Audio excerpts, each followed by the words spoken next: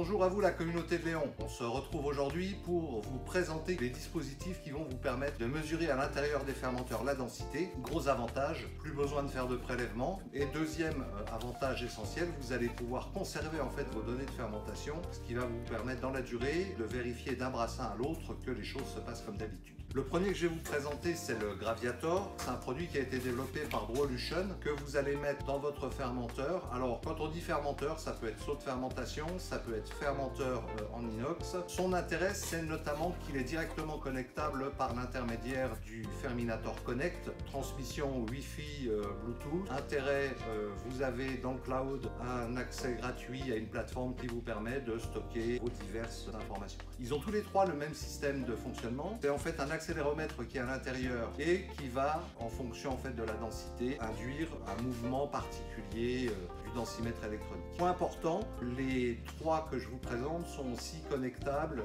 sur des applications de type Brewphaser ou des applications telles que celle de Grandphaser. Donc le Graviator, produit Brewolution, simple d'emploi. Point intéressant et originalité du Graviator, un système simple que vous allez connecter sur une alimentation USB. Vous allez venir poser le Graviator dessus, c'est une alimentation en direct sans avoir rien à démonter. Ce qui résout un des risques éventuellement de ce genre d'appareil au changement de pile, l'éventuelle fuite parce que vous avez mal rebouché le capuchon.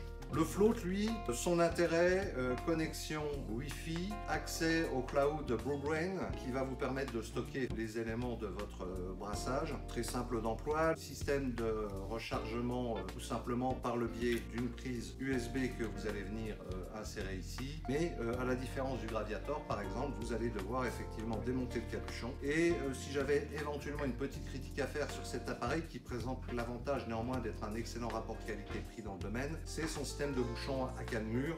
Quand un Krausen a été déposé dessus, vous n'avez pas d'autre choix que de le démonter complètement, de le mettre à tremper dans une solution de nettoyage. Et enfin, le Tilt, donc qui vient des États-Unis. Là, celui que vous voyez, c'est la version Pro. Il est un peu plus gros que la version classique. La version Pro, elle est intéressante notamment pour des brasseurs professionnels, puisque sa capacité de transmission et d'émission d'informations va lui permettre d'être utilisé dans des fermenteurs de 5 ou 10 hectos.